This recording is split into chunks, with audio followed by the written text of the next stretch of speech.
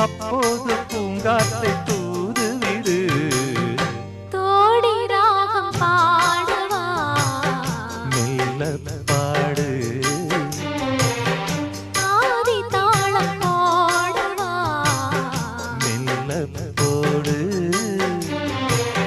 மேனி என்னும் வீணை மீட்டுகின்ற வேளை மடியினில் என்னைச் சேர்த்து தோடி ராகம் பாடு.